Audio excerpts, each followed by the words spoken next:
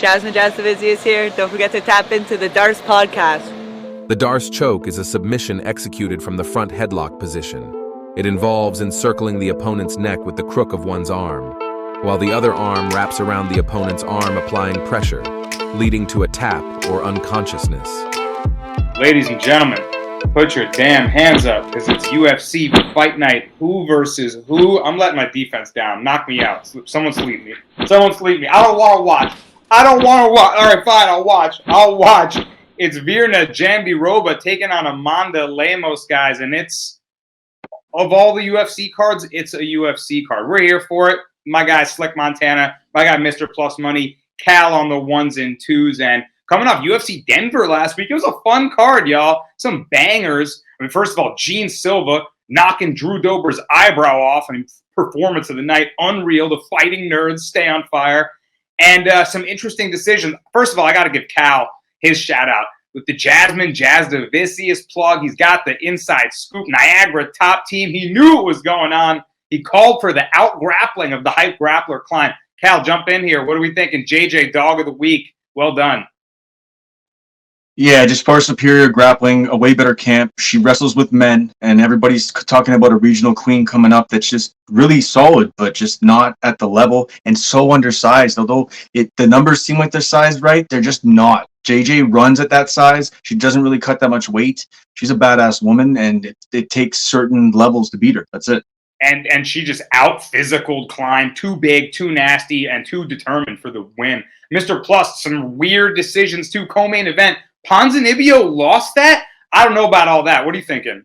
I had a plus 1,071. My last leg was Ponzinibbio by any just the money line. So I was aggravated when I saw the numbers on the judges' scorecards. However, I looked at the verdict after we all watched 3 rounds to none, 30-27. I don't know. I will say this though. I knew that Fatima Klein was going to lose when the announcers couldn't stop calling her Fatima. I don't know if she was born in America with that name, but that Fatima is how you say that name. I just want to be clear. Wow, I didn't expect you to be so passionate about that issue, but there you have it. Slick, Thug Rose, main event. I mean, I was on Cortez. I was on her a little heavier than you. I think you just took a small little bet. Any fights that stuck out to you from last week, and what do you think of Thug Rose and her performance? Yeah, I mean, Thug Rose just basically put her vet boots on and just basically did what she had to do to win that fight. She did knock down Tracy Cortez, but then other than that, it wasn't really no big moments in that fight. And I'm going to give real big props to my guy, Montel Jackson, man, for cashing the Slick report from last week. Man, while a lot of people doubted him just because of his inactivity, I trusted him, man. I knew he had the power. 18-second knockout over a tough Blackshear. Man, I just can't wait to see this guy's next fight. Smoked him with the left cross down the pipe, his specialty. It was over way before anyone expected. I thought it was going to be a competitive fight. Jackson, the hype train grows. Here we go into this card. We got to make bets on it. It's a UFC Fight Night card, and we're here for it. So we're going to kick things off with the Mr. Plus parlay bus as usual. All aboard. And you're talking 3 fights that I'm interested in. It's a good layout, too. You're talking the first fight of the night, a banger in the middle, and then the main event. So kick it off, my friend. Who do you got? All right, let's jump right into it. Let's drive this parlay bus to the cashier counter again. Here we go, boys. First leg of the parlay, not going to be a fan favorite. I'm going with the heavyweight bout. First fight of the night. For me, there's just levels and experience levels. Also, if you lose to Jamal Pogues, that's a problem. I can't back you up. I just saw this guy in training camp. He's an okay grappler, but I'll tell you, he's about 50 pounds overweight. If this dude slimmed down, he can get into the weight class underneath. So I'm talking about Tom Peterson. He's a straight can. Give me Muhammad Usman. He's the first leg of the parlay bus. I know it's not going to be a favorite, but hey, I'm telling you right now, this guy is going to do his work. He's going to defend some takedowns, which he usually can't, but he'll defend these. He's going to be the way stronger man inside the octagon. I think he gets off those chippy punches, and I can even see Tom Peterson getting laid out in this one, second or third round, because we did see Tom Peterson. I watched some tape work, Slick, gassed the fuck out in his last fight. He was so gassed. So I got to go with the first leg of the bus to be Muhammad Usman. And hey, at the end of the day, he's got that dog winning blood inside of him. He's related to Kamara Usman. Give me Muhammad Usman for the first leg of the bus. Leg number 2, we're going to probably everybody's favorite fight. I know it's definitely going to be mine. Steve Garcia. And Steve Garcia is going to put a pummeling on the Asian dude. Say his name for me, Brasco. Sung Woo Choi. Sung Woo Choi. I do like Sung Woo Choi. I've bet on him before, but there's just, again, levels to this game. I'm telling you, Steve Garcia's got hands. He's strong. He goes to the body. I think he's going to put this dude out. I think it's going to be a round 3 knockout. You're going to see cardio from Garcia. Garcia's got that dog in him. He's a fighter, and he fights you from tooth to nail, from bell to bell in every single round. I'm going with Steve Garcia as leg number 2 of the parlay bus. And for the last leg, I'm taking a dog. She's also going to be my dog of the week when we talk about this later. I'm going with Amanda Lemos. How can you even make her a dog against Jandoriba? I'm just not into it. I'm taking Lemos. I think she can finish this fight. I think all 3 of these fights can be finished, and that's why she's going to drive us right up to the cashier counter. Let me say that again. That's why she's going to drive us up to the cashier counter as the 3rd leg of the Mr. Plus parlay bus. And again, I'm going to repeat it. We're going Usman, Garcia, Lemos. I'll see you guys when that shit cashes. There you go, Mr. Plus with the signature taglines and plus 524 on the lay there. So pretty spicy one. Pretty spicy one there. First fight of the night. It's going to start it off. The sloppy, low-level heavyweight slick. I'm terrified, but if you put a gun to my head, I'm picking Muhammad Usman. He's got more UFC experience. He's probably the more dangerous striker, right? Peterson's just going to clinch and grind and try to grapple his way maybe to a decision. I don't know. I don't see it. How do you see this disgusting fight playing out? Yeah, I mean, honestly, I don't think Thomas Peterson could knock out my pillow from upstairs, bro. His hands are just so soft, bro. Like, watching tape on this guy was just so boring. But I thought, honestly, he actually made Usman a more fun fighter than I really thought. Like I think as soon as Usman takes him down, he just lays on him like Andre Petrosky did to Josh Fram. And then Thomas Peterson, he's just a fat, overweight guy that doesn't want to cut down to middleweight. He's overweight as fuck. He gets gassed in like the first 3 minutes of each round. I can't trust him with not even a cent of my money. So, Muhammad Usman definitely going to be a pick. I like it, man. You made me more confident than I ever could in this fight. You and Mr. Plus now making me feel like it's an easy work here. Usman could definitely have grappling success of his own. Second fight, Usman, round 2 KO. As I cut you off, sir, Usman's coming in with a KO in this one. I see him putting him out. As soon as you see a little bit of gassy in that second half of the second round, you're looking at a late second round, early third round KO at worst. All right, man. Muhammad Usman. The show is all of a sudden heavy on Kamaru's brother. All right, let's do it. I'm with it. Second leg he's talking about, and this might be fight of the night. I mean, someone's going to sleep in this one. It's Sung Woo Choi versus Steve Garcia. Both violent strikers. I mean, Sung Woo Choi, he's got some good straight counter punches. Slick. Obviously, Garcia's got the menacing boxing pressure style, getting in your face and just letting the hands go with combinations. He's never in a boring fight. I'm excited to talk about that one a little bit. You think that could be fight of the night contender there? Any fight that Garcia's in is fight of the night contender. Like, the guy brings everything he wants to the cage. Relentless. I love Garcia. Slick's is going to talk a little bit more about Garcia later on in the show, so we'll save that one. Let's all talk about the main event of the evening, and I'm glad that we're doing it right in the beginning of the show. Mr. Plus, they made Lemos a dog. Virna Jandiroba, the first thing I thought to myself is, okay, it's a clash of styles, right? The striker versus the wrestler. I guess the odds makers are favoring the wrestling of Jandiroba here to get it done. She's definitely a determined grappler. She moves forward. She's got a chin, and she made things tough on Marina Rodriguez, who's a slick boxer, right? But I don't know. I mean, Lemos just wrestled with Wei Li for 5 rounds, right? Maybe she learned a thing or two there. What are you thinking about that? Like, did the odds spook you out at all? I mean, that's just what I saw. The Wei Lee, I rewatched it, and I was just like, Lemos can hang with Wei Lee. Lemos is obviously going to be able to hang with Jandoriba. I really think she's even the stronger girl in there. I think Jandoriba is going to have a problem if Lemos wants to stay on her back, and we've seen she does some good work off her back. That'd be great. But at the end of the day, I think she could pop back up and keep this thing on the feet. And when she's on the feet, man, watch those head kicks. Watch that 1-2. I think Lemos has this easy, and I think the line is wrong. I think Lemos should be minus 130. Yeah, you saw it right away, and you're like, damn, Lemos plus 115. I don't get it. Like as Mr. Plus said, she keeps it standing. She's gonna land damage, but slick. Jandoriba's got good back takes. She gets those body triangles in. I mean, she's a sticky grappler. She's tough to deal with. And Lemos win over Mackenzie Dern last one, beat a grappler, but Dern had her moments, and it's a little shook for Lemos bettors there a couple times. What do you think? Do you think she's got the grappling defense to get this one done and keep the fight on her terms? Yeah, I mean, even if Jandoriba gets these takedowns, I just don't think she's gonna be able to finish a girl like Lemos. Like Wei Lee wasn't able to with over 17 minutes of control time. Mackenzie Dern, a BJJ specialist, was able to get her in positions, but wasn't able to submit her.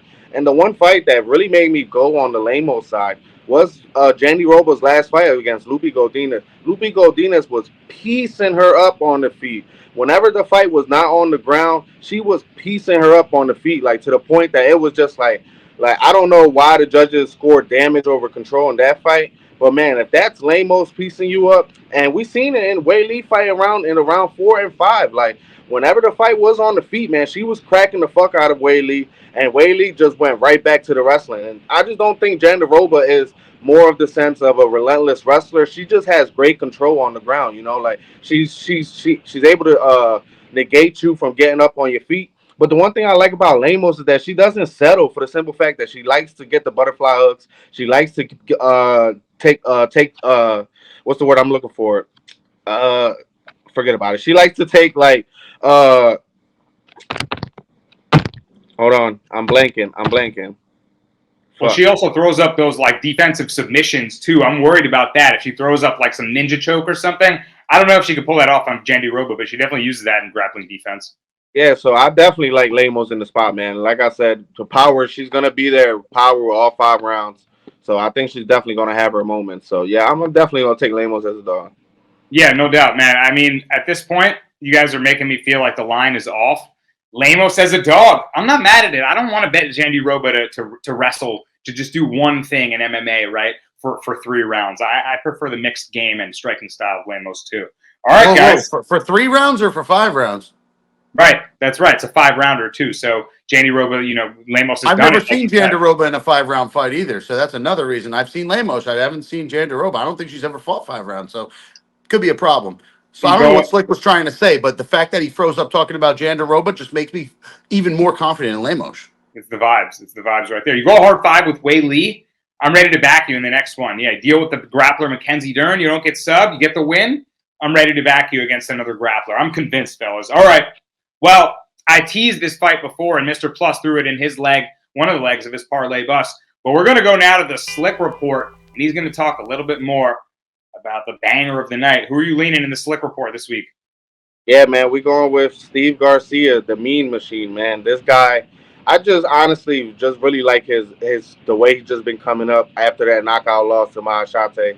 Now he's just going in there, and he knows he has the power to withstand anything. I mean, to deal with a lot of people in this division. A lot of 145ers. 135ers don't really hit that hard. So I think it's going to be and the one thing I dislike about Choi, man, is that this guy, honestly, I think he's a real underrated chinny. Like, the guy gets knocked down something crazy. He got finished by Alex Caceres, got knocked down, got subbed, got his back taken in that fight. And then he also got knocked down by Mike Trezano. Like, Mike Trezano wasn't even a power puncher in the UFC. He was more of a volume type of guy. But he, the first couple punches that he landed on him, he knocked him down. I just think that Sung Woo Choi is just not defensively sound for a guy like Garcia. I think you're gonna have to beat him. You have to be defensively sound first of all, and you also have to have a wrestling base because so Steve Garcia has an underrated grappling and wrestling base of his own. We just haven't really seen it. Like, we seen him get that nice back take on Costa in his last fight, and then he was just transitioning to a choke, and the next thing you know, he just started implementing elbows. I just think this is a great spot for him. Just keep on going up. You know, like this guy Sung Woo Choi has only won one fight in a long time, and that was in his hometown in Singapore, fighting a guy in Jarno Aarons that wasn't even scheduled to fight in that card. You know, he went in there on short notice, and he still put up a good fight. You know, Sung Woo Choi went away with it, but it was just crazy how he was able to like just find that time zone and still have a good fight with Sung Woo Choi, who was already acclimated to the uh, to the country, you know. So I think it's a good spot for Garcia, man. I think he's just gonna go in there with the eat one to get one mentality, and I think he knocks out Choi. I seen Mr. Plus say round three later. I think honestly he knocks him out in the first round. I think he knocks him out probably in the first couple minutes. I think that the one thing that I love about Garcia too is that he's gonna go to the body. So that's one thing. One thing I know about Choi is that he tries to get that back and forth movement, and I think that body work is definitely gonna stop it. So give me Steve Garcia money line. I got 1.5 units on him. Honestly, if the line doesn't get over minus 150 by fight night, I might make him a 3-unit play. So give me Steve Garcia money line. Heavy on Steve Garcia. Laid out the case for it. So did Mr. Plus. And, man, I'm convinced. I mean, yeah, Sung Woo Choi has been very hittable. He's in very fun fights, all action style. He's hurt his share of strikers, just to give him some credit, too, right? I mean, it's like fair to say that win over Jarno Aarons, we don't rate that very highly, especially considering the circumstances, too. So his one win in the last 4 fights isn't all that. But he did have he knocked out Julian Erosa. He's hurt Alex Caceres at one point in that fight. So he's an explosive striker himself. The thing is, if Garcia lets his hands go, I think that 3rd, 4th, 5th punch in the combination will find the mark, and Choi's defense just doesn't hold up. It could happen early, man. I agree. Mr. Plus, you maybe thinking in maybe a round 1 play and a round 2 play. I'll just chime in that I'm going to have him by knockout. So as long as he knocks him out, I don't really care which round. Probably not going to do any round props on this one because it's a little unpredictable. But I will say that Sung Woo Choi, the worst part about him, now that you brought him up again and again, he keeps his head right in the center line. And for someone like Steve Garcia, you're just going to get hit over and over again. Body, and then leave your hands down and bomb right to the top. So, yeah, it should be a quick knockout. Maybe if he survives the first round, because obviously Sung Woo Choi's got some stamina, maybe it's a second round. But I'm not picking around on this one. I just wanted to get the knockout, and I love the Slick report this week. Let it be known. Steve Garcia by knockout is the look. We're all in agreement there, and I'm excited for that fight because it's going to be a violent one if it goes down like that. Don't miss that one. All right, y'all, that's going to take us into the Brasco Breakdown, and this might be a controversial fight here. Loic Radzhabov taking on Trey Ogden, and I got to go with the guy who's been making me money fight after fight. It's Trey Ogden with the fight IQ, man. He wins fights with his mind, and I love backing cerebral guys like that. Such an interesting story, too, because I've gotten to know him pretty well, betting him multiple fights over and over, and he was a guy that was training with James Krause back in that gym when Glory and MMA and Fitness was taken off. Krause got busted for the gambling stuff. He's no longer around. Trey Ogden ended up inheriting a lot of those fighters and went and started Marathon MMA and became the head coach there. And you can see his intelligence in the way he coaches and the way he fights himself.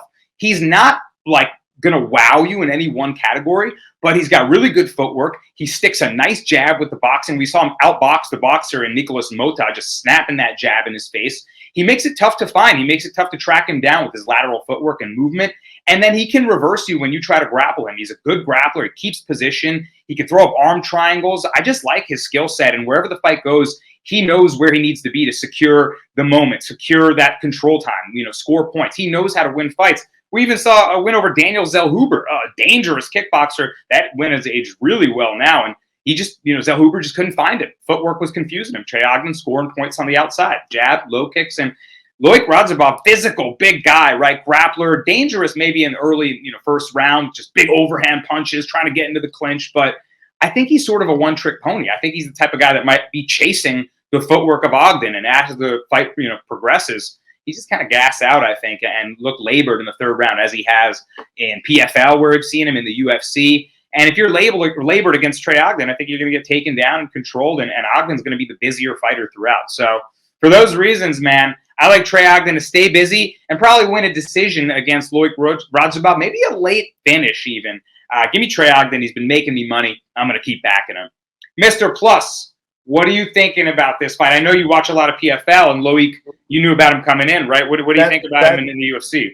You know, that's a big reason why I kind of like Loic is because I've seen a lot of his fights. And listen, don't get me wrong, I've seen a lot of Trey Ogden's as well. It's just I'm just not convinced on either side. This might be a no bet for me. If I'm leaning one side, it's probably to Loic. But at the end of the day, I'm going to rewatch a couple fights because Slick tried to get me to cross over on this Trey Ogden. And I kind of been believing now in the Brasco breakdown. So I don't know what I'm going to do yet. I don't have an official bet on it. I was leaning Loic. I know that we take we all bet, or excuse me, we all pick either side just for our picks. But I'll probably turn this one in on Thursday or Friday, boys. I need a little bit more time to actually figure out who I'm going to take on this one. And man, you're really making a good case for Trey Ogden because his fight IQ is there, and that to me, that's a reason to pick a guy. However, if Loic is the stronger man in the cage, it's going to be hard for him to do anything that he wants to. So we'll see how long he could do that for. I don't know that his stamina can last 3 rounds of holding someone down, but Loic is the stronger and better grappler. Shit, it kind of scares me. And I have seen him fight before, guys similar to Trey Ogden, and he usually gets the job done. So I'm on the fence right now. Hopefully, I can lean towards the Brasco breakdown by the time I make my pick. Cal, you want to chime in on this one? You guys have officially not moved me over to the other side, but I'm more like Mr. Plus in this one. But what I'm going to do is I'm going to wait on the live bet and potentially hit Loic live. If I see him touch Trey at any point in this fight, he's going to get there again at some point later. Then you'll see me hit the live. Otherwise, it's a stay off for me. Thank you guys for taking me off a pick this week. Hey, it should be interesting. And I will say, Loic, for his muscle and strength, Slick, I don't know. I mean, maybe he'll be more physical in the grappling exchanges, but I feel like Ogden's craftier, and it's not always just about physical strength. It's about the technique, right? I think Ogden will out-technique him with the little slick moves and reversals and pummels and hooks. Slick, what do you think about this matchup? You like an Ogden? Yeah, man. I actually bet him early at plus 120. The line has shifted all the way to damn near pick him now. And I just think that this is a great spot for him, man. This is a guy, Rajabov, that's a known gasser. He tries to get 15 takedowns in 2 rounds. And I just don't think Trey Ogden is going to let up in those positions. You know, like one thing that we know about Trey Ogden is that he has good reversals in the sense that he knows how to get fights to the ground. And if he's in a bad position, he's going to hold you there. He's not going to let you let off no ground and pound, and he's okay with that, because he's not that one type of guy that he's going to make a mistake for you to capitalize. And that's one thing I love about him. This is a guy that's not known for his all-around technique, not known for his power, not known for his great submission offense, but he's just good all around. And I think that's the perfect guy to beat a guy like Rajabov. I understand what people saying about his power, but I honestly don't think he has any power. Like, this is a guy that knocked out a death-gassed Al-Sawadi his last fight. Al-Sawadi was clearly winning 2 rounds to 1 until Rajabov got that knockout. And then before that, he hasn't knocked out nobody in over 3 years. So, and then before that, 5+ years before he got another knockout. So, you really going to tell me that the likes of Trey Ogden that has fought good power punchers like Daniel Zellhuber and guys like Nacio Bahamondes that wasn't able to knock him out, and you think I'm going to believe that Rajabov, that's basically a right hand or bust, because the guy doesn't throw no combos. He just throws a overhand right hand to shoot for a takedown, and that's it. Like, that's literally what he does for all 3 rounds, And the Ribovich fight, he looked good in the first and second round, man, but I'm telling you, if Ribovich had any slight of takedown defense in that fight, like Rajabov got like 12 takedowns in that fight. That's not going to happen against Trey Ogden. So I really like Trey Ogden in the spot. I love the way he has cardio in all 3 rounds. And like you said, this could definitely be a late finish where Rajabov death gasses and somebody, like, he's able to eat strikes against a guy like Ribovich. He pulled guard a lot of times in that 3rd round. If that's a guy like Trey Ogden, we've seen what he does to guys that doesn't have the ground game or death gasses like Nicholas Motor. He's going to get that triangle. And if not, he's just basically one of those guys that's just willing to just eat the clock up and win the round. So give me Trey Ogden, man. I bet him early at plus 120. Boom! Slick breaking it down for him. I'm going 2 units now with that breakdown to bolster confidence, because also you question anything. Well, we can move on from this fight. We love Trey Ogden so much, but his last fight he beat Kurt Hollabaugh. A lot of people like Hollabaugh there as a dog too. I was on Trey Ogden, and Hollabaugh, gritty, nasty, tough, hard-nosed guy, and just held him down. Did what he needed to do. It wasn't an exciting win, but executed a great game plan. I expect him to do that again. So does Slick. I love the way he laid it out. I got him plus 110. Slick got him plus 120. Minus 105 now. Get him while he's still a dog. Around plus 100, maybe you can still find it. Okay. It's time for the dogs of the week. And let's go right back to Mr. Plus and add on to this main event talk, man. Amanda Lemos. They made her a dog. Let's talk a little more about it. I mean, is she knocking Virna out, keeping it on the feet? Is she going to piece her up and find the finish? I think so. There's levels to this game, and she's way in front. I don't even know why Jandoriba's here. She's what, 37, 38 years old? This is an old girl. I mean, I get it. Lemos is old too. She's not in a spring. She's no spring chicken. But I'm still taking Lemos. You're going to give me plus money. I'm going to smash the plus money, and I'm also going to take probably round 4 or 5 finish. I don't even see Jandoriba finishing this fight, man. I've never seen her in 5 rounds. I gotta lean Lemos. I think she's gonna be, again, like I said, the stronger girl in there. And I think she's gonna be able to back her up, piece her up, keep her distance, do what she wants. If we could see some clean body shots out of Lemos, I'd love to see it. So we're gonna see that in close cross hook.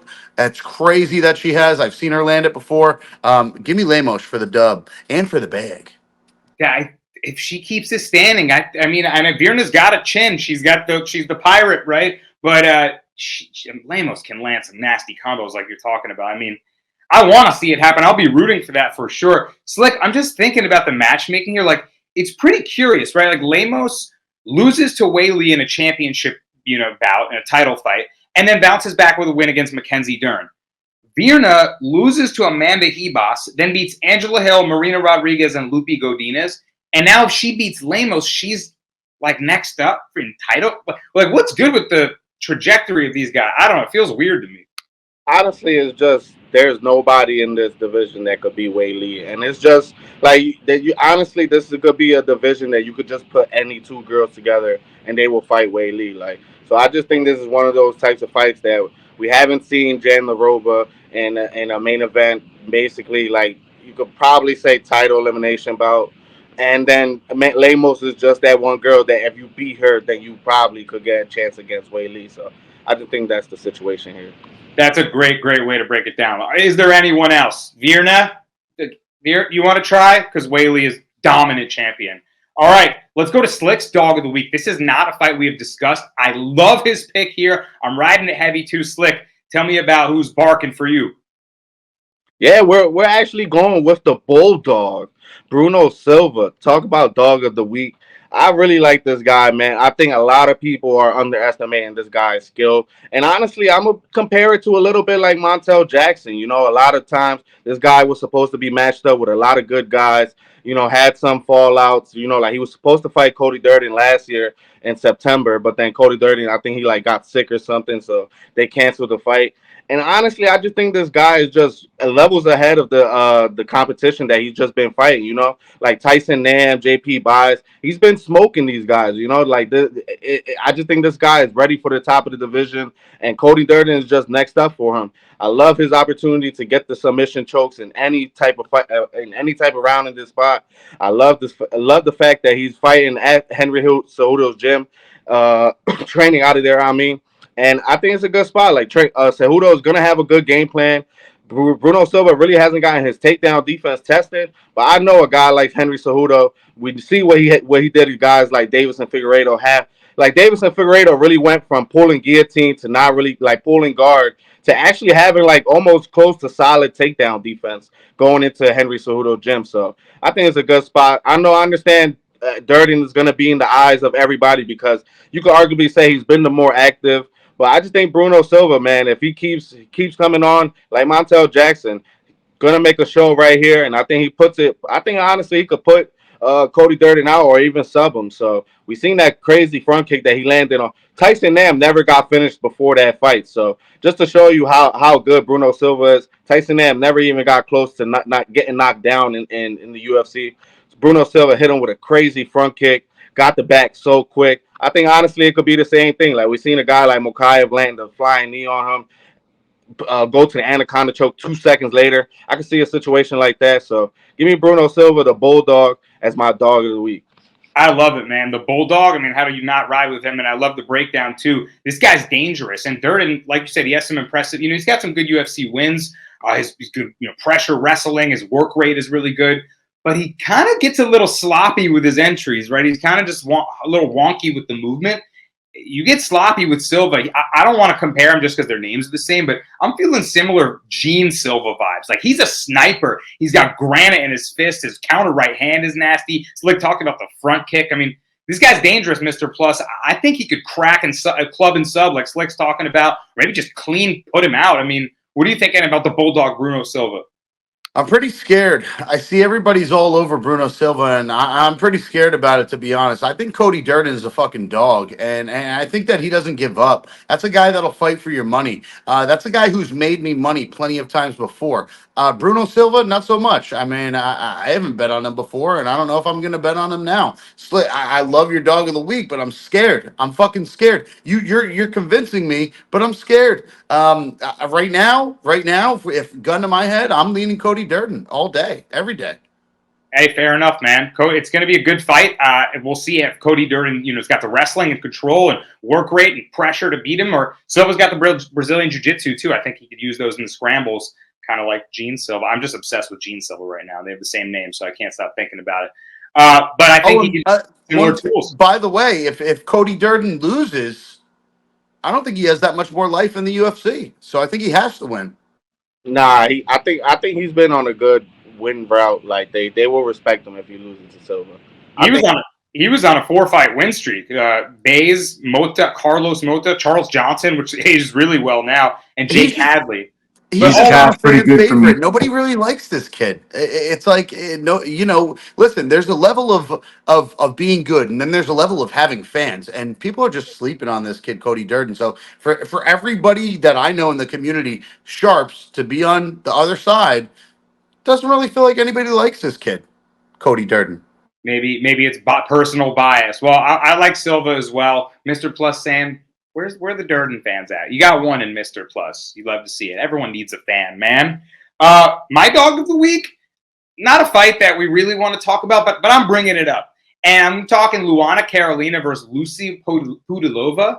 I didn't think I was going to bet this, but I'm actually going to bet on Lucy Pudilova. And Carolina is actually a fighter who's made me money before. I cashed a round 3 finish bet on her in a recent fight. She's got this wonky Muay Thai striking style. It looks like it's just everything wrong. Every coach and every book would tell you stop doing it like that. But it weirdly works sometimes. And she's kind of got this like gritty swagger. The thing is, she's coming up to 135 for this fight.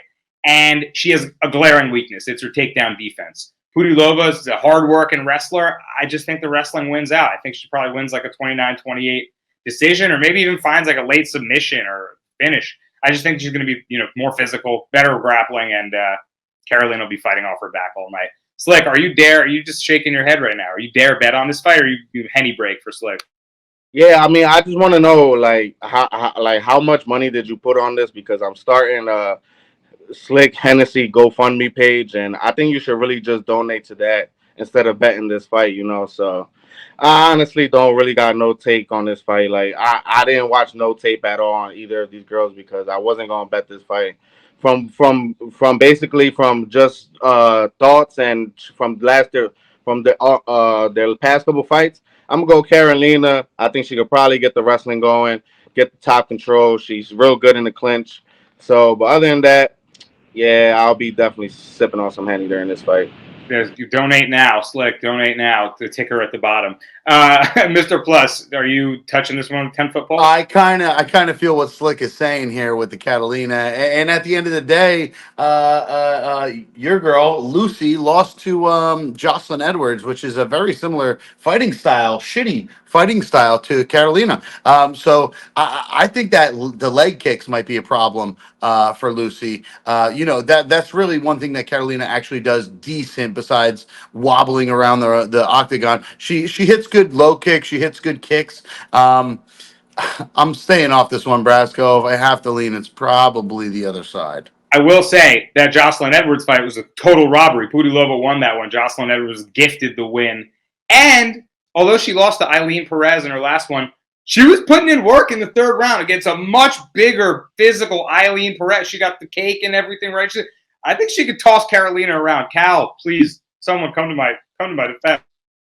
I can't, and I apologize. I'm not going hardline one way or the other, but the one thing you want to look at is the Carolina fight against Lupi Godinez Although Lupi was coming in on short notice, she was aggressive in the wrestling in that fight, and she was going high and trying to get a body lock, which wasn't working well against Carolina. But it was unsuccessful. She wasn't doing very, very well in the wrestling. So Carolina looked pretty good in that one. It's sketchy. It is a blunt break if I ever saw one. But also potentially a live spot if you want to jump on that. Just listen to our voices, the way we're talking about this fight. Like it sounds like our cat passed away or something. Like Yeah, bro. can we get to the next fight? I'm gonna cry. We had to do it. We had no, this is why we're here. We talk about the things that people don't want to talk about. Next fight. Well, let's go to the DARS parlay. It's time to make the weekly parlay. Ah, my goodness. Well, I think I had Ponzinibbio in the parlay. JJ.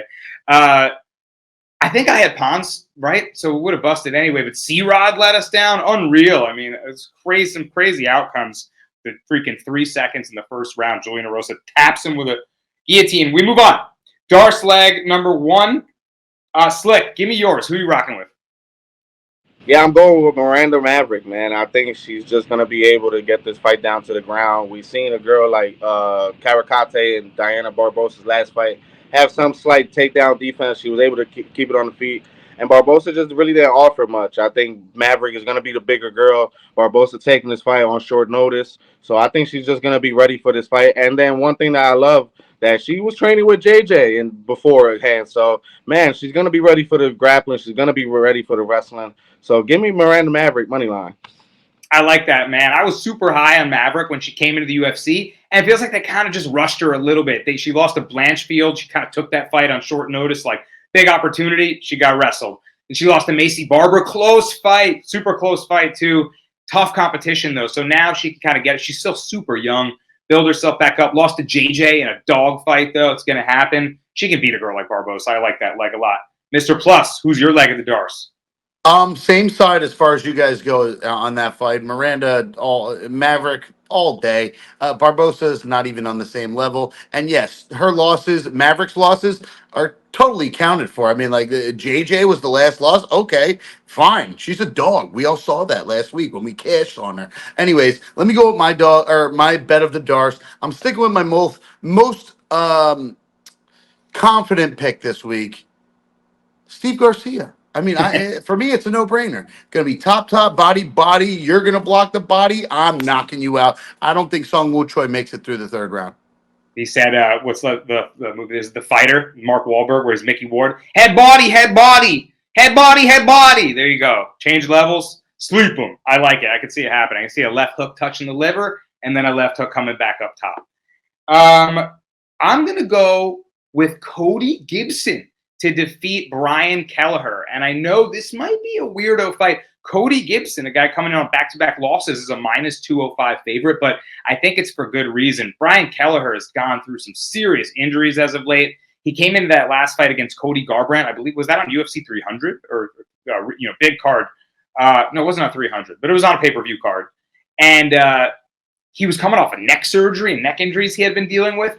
And then after that, Cody Garbrandt beat the shit out of him. I mean, he took serious damage in that one. Keller is definitely an explosive striker. He's got a guillotine squeeze that's gotten a couple people. But at this point, man, I don't know if he's got much left. And Gibson is just this long, lanky, kind of hard-nosed guy who I think is just going to be a lot bigger of a grappler in there. And I don't know if Kelleher's got the grappling defense to deal with him. Like if Cody grabs a hold of him, sticks him, gets the body triangle, I feel like he's going to submit him, man. He's a lot bigger. And Cal made a good point. We were chatting about this, with the group. Like, has Kelleher been training grappling defense with neck injuries? You know what I mean? Like, what? I feel like he might be in trouble there. So, Mr. Plus, I know you were debating this one, thinking maybe Kelleher could be live. What are your thoughts about that? Yeah, I do. I really do think he's live. I mean, you don't come back from a neck surgery not able to fight. You're full speed now. Everything's good. You're cracking your neck every day. You're a different guy now. But listen, gosh, I hate to go against my boys. Cody Gibson to me has not shown me anything. He's a decision guy. He's soft. There's really nothing about him that I like.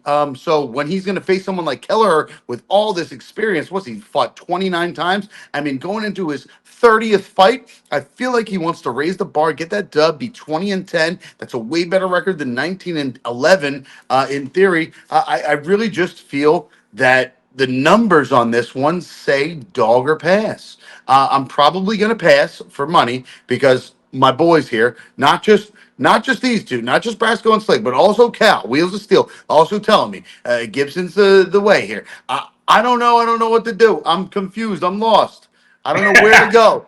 I feel like Kelleher's the pick, but with the neck injury, maybe I'm just laying off it altogether. No, fair enough, man. Fair enough. I will say, you look back at Gibson's record, he's got a win over John Dodson. I mean, that's pretty impressive. And, his loss is Brad Katona. Brad Katona, say what you will about him, but he's tough to deal with. Katona's tough to deal with. And Wait a Miles minute. John. You said Dodson is a good loss. Is it now? Is it a good It's a loss win. now? It's a good win. I'm saying he's a skilled flyweight. He's a good striker. Yeah, but he moved to bare knuckle? Where is this guy? Where is Dodson? And then you said the other one. Yes, the loss over the loss with who was the next one? Katona and Miles Johns. I forget those. Katona. Might I remind you the most? If you lose to the most boring fighter in UFC history, I'm sorry. Between him and Jamal Pogues, they are the worst fighters you'll ever see in the UFC. Gibson's a lanky dude. He's got knees and front kicks up the middle too. Watch it if they clinch. He could be nasty in the clinch too. Don't sleep on Cody. He's not no softy. He's a cage fighter, man. Put some respect on Cody's name. Okay, that'll be an interesting watch. All right, guys, plus 263 if you're brave enough to tail the Darce. It's Gibson, it's Miranda Maverick, it's Steve Mean Machine Garcia. Wait, can we get Slick's take on that fight? Oh yeah, my bad. Slick, what say you?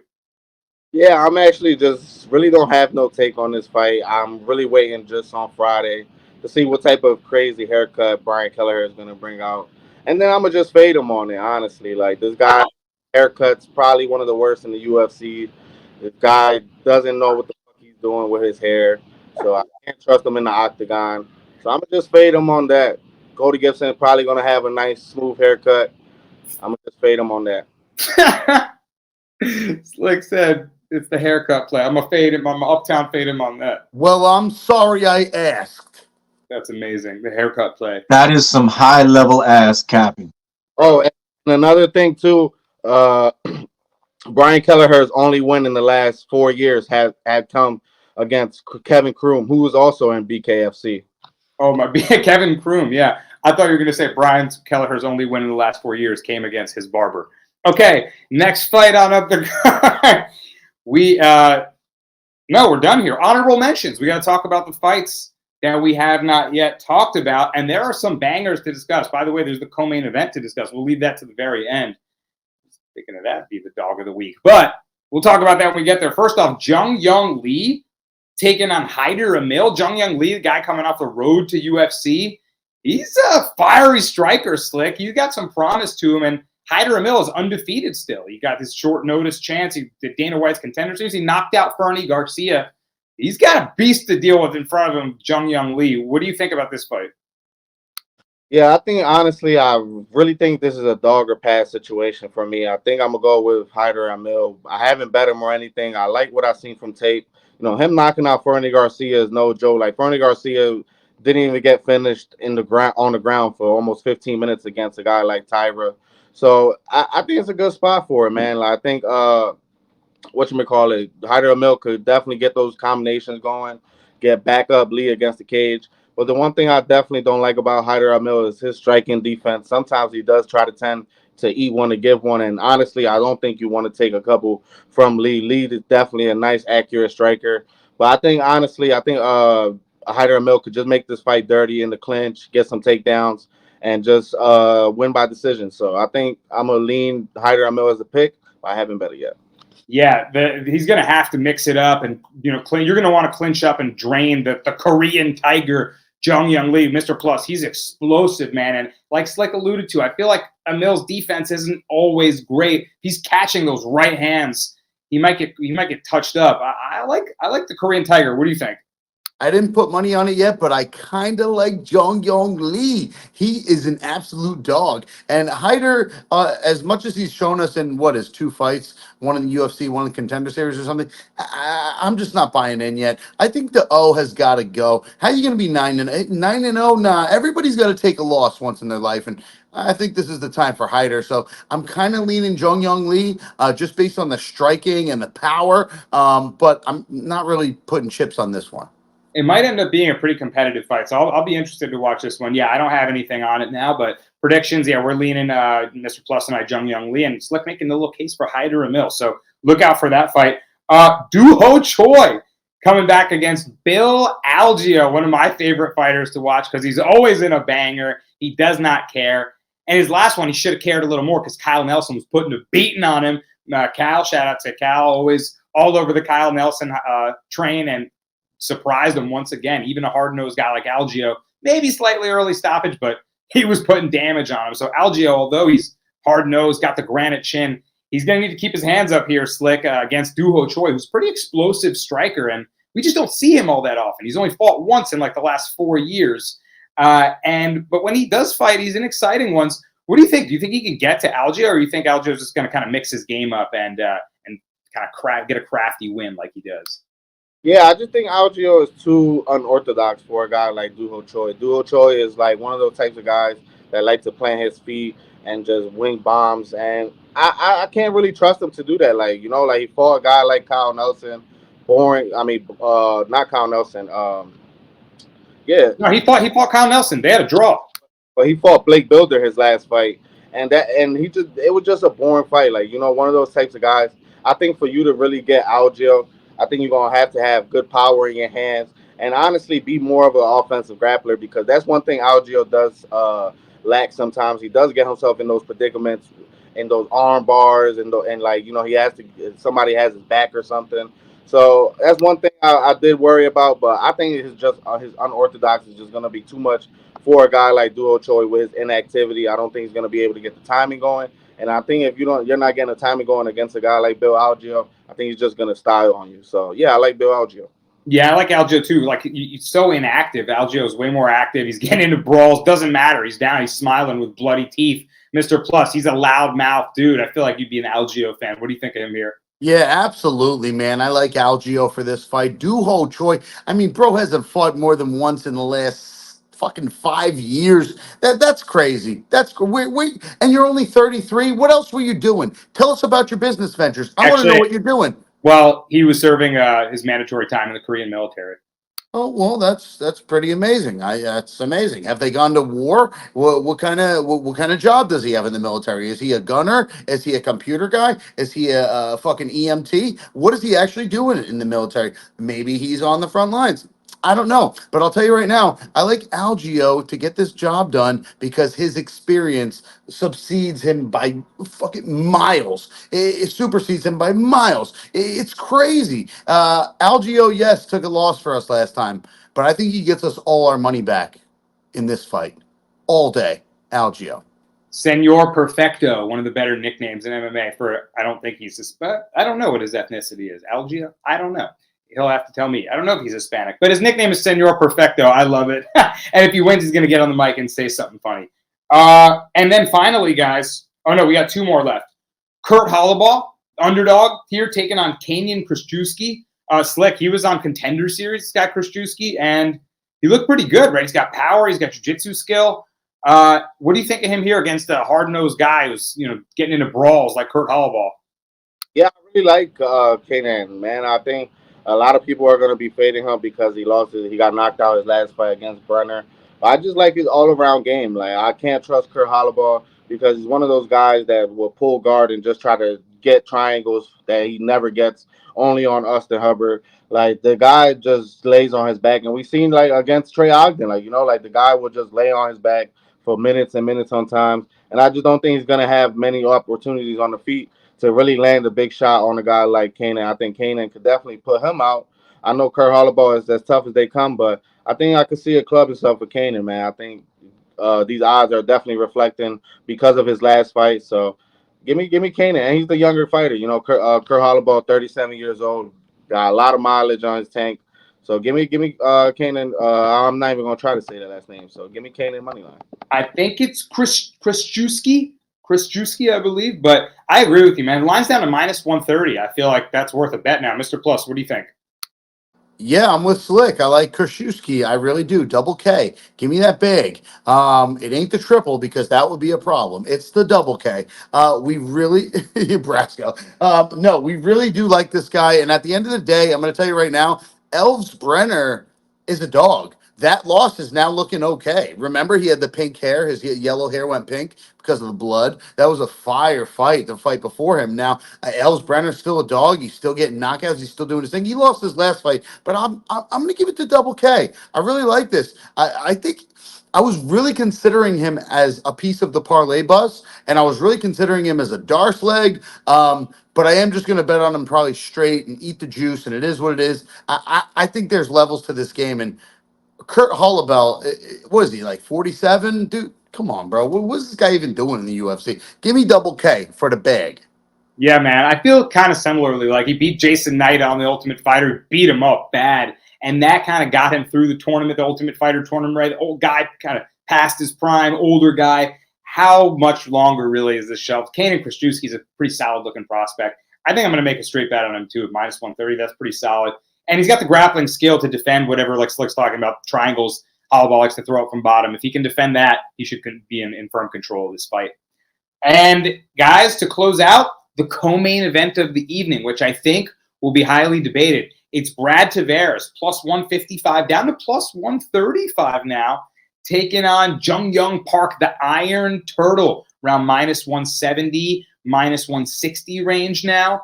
And I think the odds are pretty solid. I mean, this is a good matchup here. You know, both guys have a lot of UFC experience and skill. Tavares fighting high-level competition. You know, took on Dricus recently, RoboCop, Gregory Rodriguez, Bruno Silva, all losses that he took.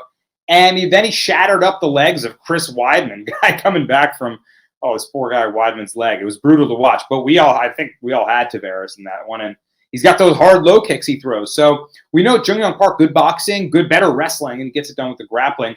Tavares, great takedown defense. If this fight is on the feet, it's going to be a closely contested one, I feel like. And to me, I'm leaning towards Brad Tavares to be able to defend takedowns and force Jong Park to box. But I don't know. I'm seeing a close competitive fight that's maybe even a split decision in my mind's eye right now. I need to hear from the fellas. Mr. Plus, who are you leaning towards? All right, so this will be controversial. Everybody's going to be on the Tavares side.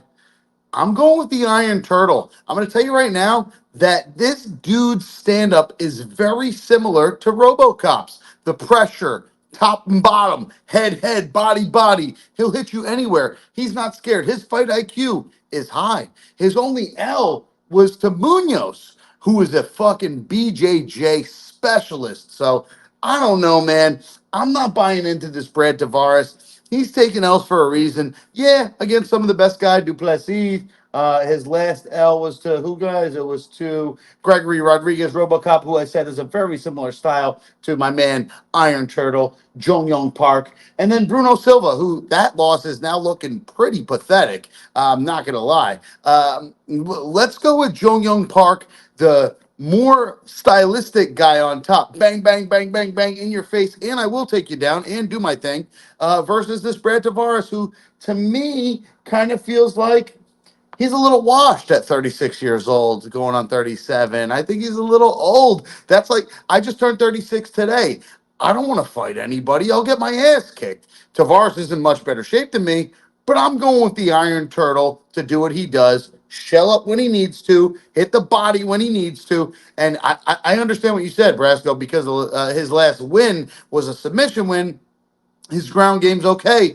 But, dude, it's actually his stand-up that impresses me. Yo, he'll throw leg kicks. He's nonstop, and he's not scared of anybody. So I'm going with the Iron Turtle, man. I think I'm going to put him in a parlay. All right, Iron Turtle is. By the way, happy birthday to my guy. Maybe he's got the birthday juju on this pick. So if so, I'm in trouble. I will say one thing. His wins, his 4-fight win streak before his last loss, Eric Anders, Joseph Holmes, Dennis Tululin, These are low-level wins. Albert Duraev, I'll give him credit for. That's a solid win. Slick, what do you think about the matchup here? Yeah, I'm actually gonna go with the Iron Turtle in this spot, man. One thing I really disliked about Tavares is his lack of volume, in the sense that I think you have to really put it on Jong Park to really get him out of there. And the one thing I dislike about Tavares is just his lack of not being able to diverse the opponent's pressure. You know, like he's getting himself backed up against the cage a lot. And, you know, like he fought guys like Weidman, somebody that he was supposed to win. You know, and I mean, a lot of people talking about these guys' careers and stuff like that. Like, Jong Park fought Shavkat Rakhmonov, guys like freaking Marc-Andre Barrio that he dominated in that fight, guys like Anthony Hernandez, who he lost to in the second round. Like, and he even beat one of the best power punchers in the PFL, and Ray Cooper. He anaconda choked him. Like, I understand a lot of people talking about the wins, and even the wins, he's destroying these guys. Like, he destroyed Joseph Holmes. He destroyed Dennis Tululin. And then now that he destroyed Albert Duraev, now a lot of people saying that's not a good win because how Albert Duraev's career is looking. But before that fight, Albert Duraev was on like a top 15 trajectory. So, I mean, I understand that Andre Muniz was able to lay on him, like literally lay on him, like I'm about to go to sleep like in an hour or something. Like, I'm about to sleep on my bed. He literally laid on him for 15 minutes. But whenever the fight went back on the feet, man, was Iron Turtle, his need for was like his need to get the fight going, and he knows he's down, is just second to none, man. And I think this guy is definitely getting real underrated because of what Tavares' career has looked. You know, he's a good, solid overall vet. But I just don't even think Jong Park needs to take down in this fight. I just think he needs the solid pressure, get Tavares against the cage, implement some good boxing, because that's one thing that Mr. Plus was saying is real underrated in the Turtles game because of his good grappling. So I think it's a good spot. I'm honestly waiting. I've been looking at this line all week, and I told myself this line is going to get smashed down because of Tavares' takedown defense and whatnot. But honestly, I've seen what I've seen from tape. I didn't even watch Jong Park's last couple fights, other than the Duraev and the Muniz fight, and then before that, because I don't think he needs the grappling in this spot. I think he just needs the pressure, he needs the clinch work, and he just needs the activity to get a guy like Tavares. Slick, I'm waiting till an hour before the fight to put my bet in because I truly think the Iron Turtle will become a dog. Plus money.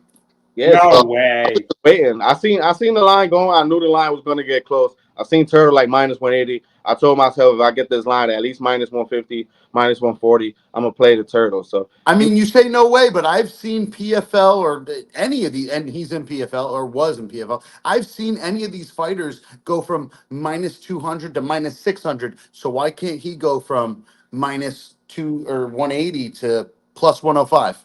I think I'd be I think shocked. I'd be shocked to see him close as the dog because he's the younger guy. He's maybe the more attractive, like you said. Slick pointed out, Tavares' fight style hasn't wowed anyone necessarily with lateral movement and jab and low kick, right? But I don't know. I feel like maybe Cal, could it be a level check? Could Brad Riddell? Who is that? That's a different. Could Tavares say y'all must have forgot? Cal, any chance? I was just going to say, I think that to sort of match what Slick was saying, basically Tavares has no urgency, and that's his problem. And I think that's why he loses this fight. Simple as that. Simple as that. All right, we'll see if I'm out on a limb there. The fellas like the Iron Turtle, Jun Young Park, very much so. We shall see. We've done the damn thing, guys. Great breakdowns all around. We've got really in-depth on a ton of fights. I love all the takes. Good stuff. Good luck if you're tailing the Darce podcast, the Darce parlay. We got plus 263 this week with Lemos Silva, or excuse me, with who's our Darce parlay? With Gibson, Maverick, and Steve Garcia. Mr. Plus Parlay Bus plus 524 with Muhammad Usman, Steve Garcia, and Amanda Lemos. Slick rocking with Steve Garcia. Steve Garcia heavy for his Slick report. Oh my God, Garcia got to come through. I'm going Trey Ogden for my Brasco Breakdown and Dogs of the Week. Lemos, Bruno Silva, and Lucy Pudilova. Don't bet that one, guys. Just close your eyes. All right, y'all. It's been real. UFC Fight Night. Jandoriba versus Lemos. Just make it end. Make it stop. I'll see you next week. Like, subscribe, follow. Peace. Jasmine Jasovizzi is here. Don't forget to tap into the Darce podcast. The Darce choke is a submission executed from the front headlock position. It involves encircling the opponent's neck with the crook of one's arm, while the other arm wraps around the opponent's arm, applying pressure, leading to a tap or unconsciousness. Tap into the Darce podcast.